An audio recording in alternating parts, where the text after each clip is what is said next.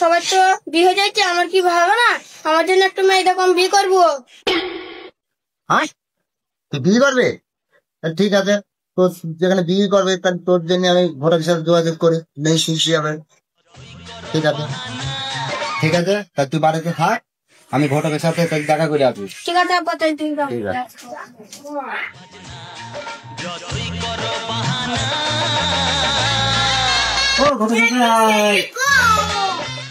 ঘটক, তোমার কাছে তো যাচ্ছিলাম, আমার ছেলের বিয়ে দিতে হতো, তো মেয়ের জন্য। মেয়ে তোমার হাতে আছে? হ্যাঁ ভাই, আমার কাছে তো মেয়ে 8-10টা মেয়ে আছে খবর। আমি তো ঘটক মানুষ, আমার কাছে তো থাকবেই।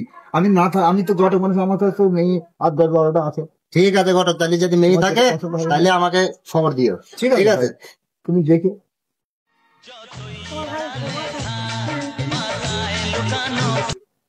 আসসালামু আলাইকুম। ওয়ালাইকুম সালাম। ভালো আছেন ঘটক মশাই? আরে মা, ঘটক সাহেব এসেছে, চেয়ারটা নিয়ে বাইরে আসো, বসবে। ঘটক সাহেব, চেয়ারটা দাও মা, দাও, ভালো জায়গায় দাও।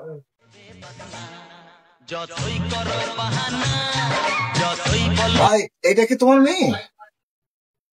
আমার তো এটা মেয়ে, গরিব মানুষ, এবার টাকা পয়সা ধরো কিছু দিতে পারো না, এই খেটে খুটে কোন রকম চলে। তোমাকে 5,000 টাকা দেবো, যাই করে তোমার হাতে ছেড়ে দেবো, মেয়েটা আমার বিয়ে দিই। ঠিক আছে, তাহলে আমি উঠি। হ্যাঁ আসেন, তাহলে ওই কথা থাকলো। হ্যাঁ,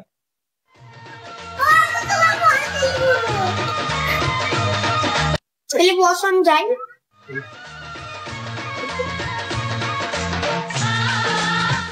তুই দেখেছিস তোমার থেকে হাই ফাই বাড়ি, বাড়ি মুজাত করা বাড়ি, একবারে হাই ফাই রং চং করা সুন্দর মেয়ে।